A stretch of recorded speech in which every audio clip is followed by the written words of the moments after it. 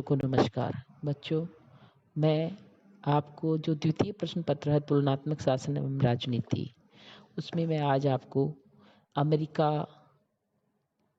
के दबाव समूह के बारे में बताऊंगी। बच्चों, राजनीतिक प्रक्रिया में दबाव समूह का बहुत महत्वपूर्ण स्थान है। एक समय अमेरिका में ऐसा था कि जब दबाव समूह को अनैतिक माना जाता था और हेय दृष्टि से देखा जाता था, किंतु आधुनिक काल में न केवल अमेरिका में बल्कि हर जगह दबाव समूह जो है वो लोकतंत्र के सहयोगी के रूप में माने जाने लगे हैं। ब्रिटेन, अमेरिका, फ्रांस आदि लोकतांत्रिक देशों में तो दबाव समूह की बहुत महत्वपूर्ण भूमिका रही है। सबसे पहले बच्चों प्रश्न ये उठता है कि दबाव समूह कहते किसे हैं।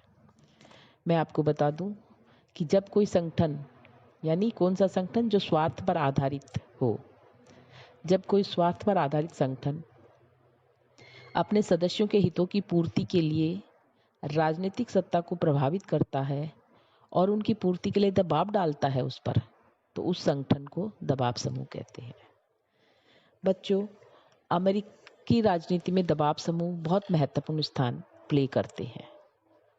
आज से 200 वर्ष पूर्व संयुक्त राज्य अमेरिका में दबाव समूह को आवश्यक नहीं समझा जाता था और कांग्रेस के सदस्यों, कांग्रेस यानी वहाँ का जो संसद है उसको कांग्रेस कहा जाता है, कांग्रेस के सदस्यों का हित संबंधी जो ज्ञान होता था वही पर्याप्त माना जाता था।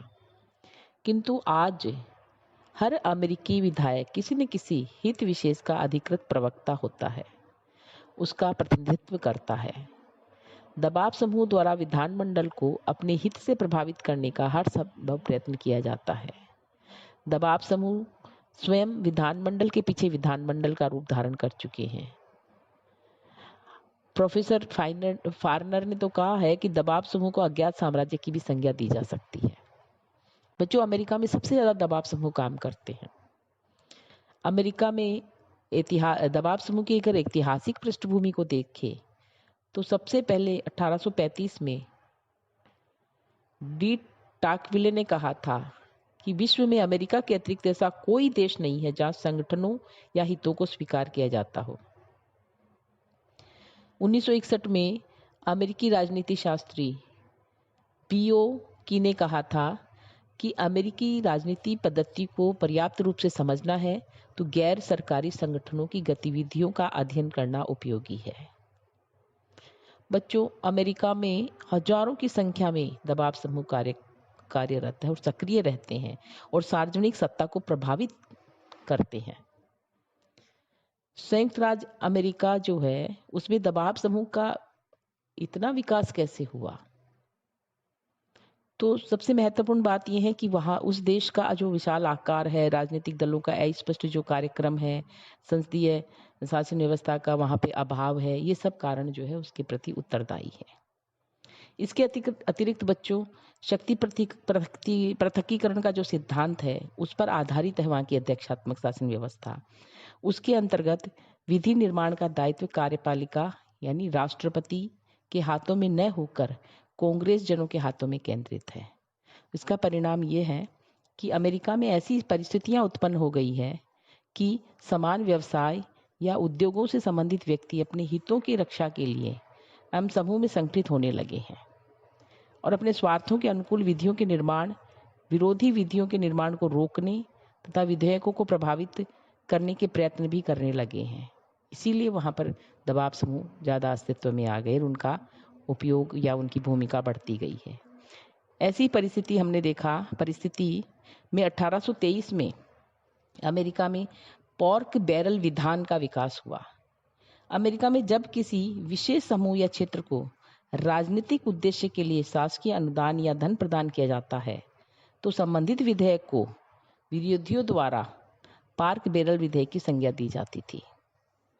सन 1923 में नदियों और बंदरगाहों के लिए धनराशि स्वीकृत करने वाला ऐसा प्रथम विधेयक पारित किया गया था।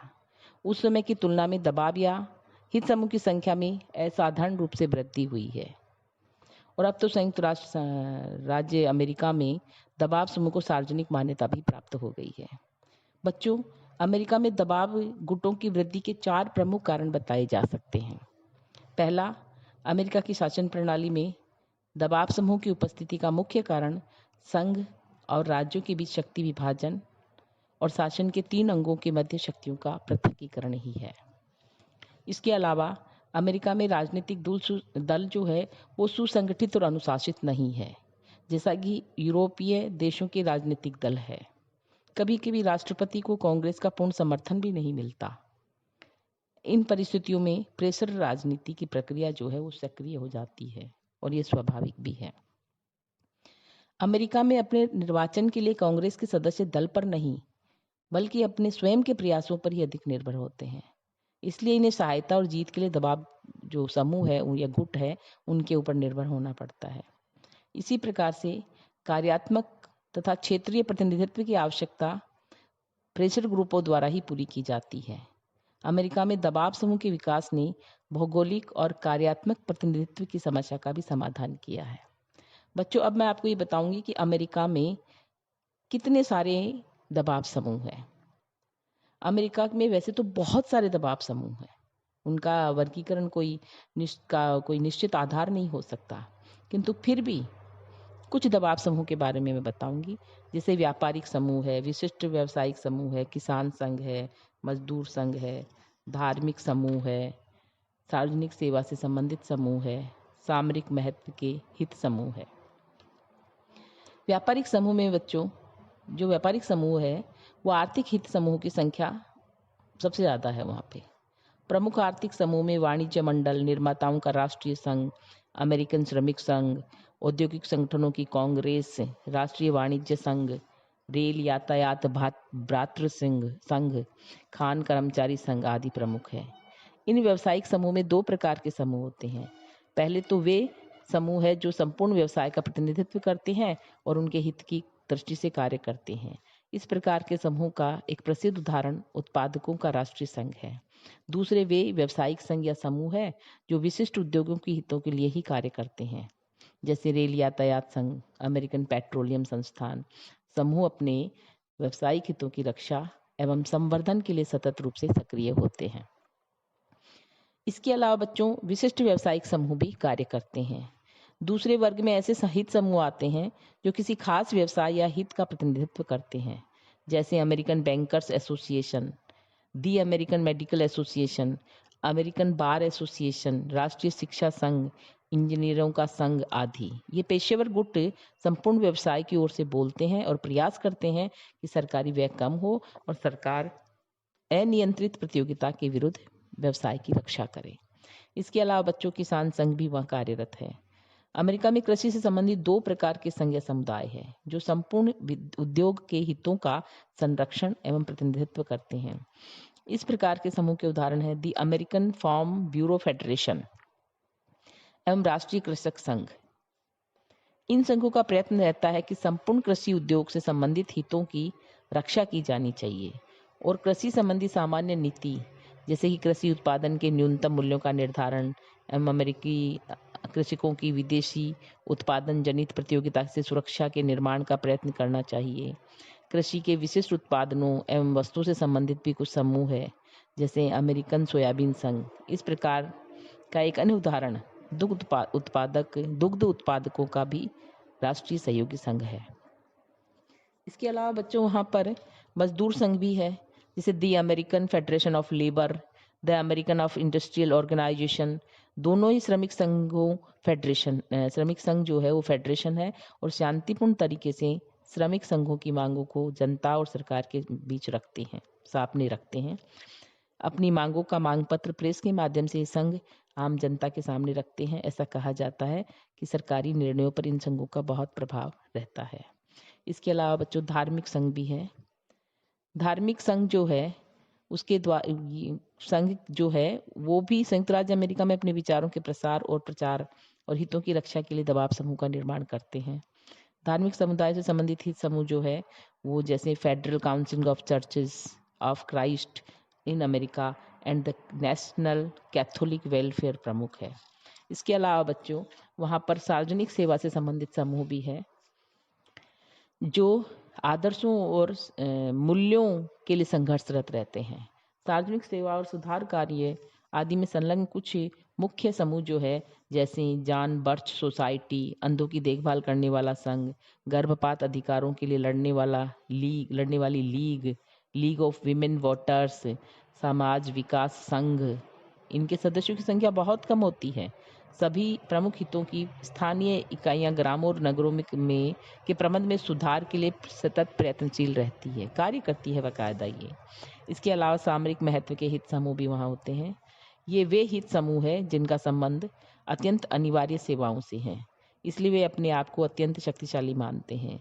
वे अपनी मांगों को मनवाने में अपेक्षाकृत ज़्यादा सक्षम हैं।